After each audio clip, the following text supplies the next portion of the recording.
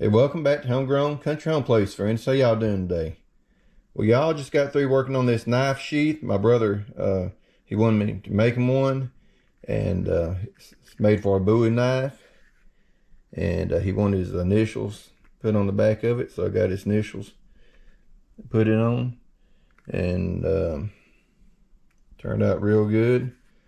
Did a little detail work here and there, a lot more on this particular one. Kind of darkened the edges up a little bit there. Of course, you know, the sides is darkened up here.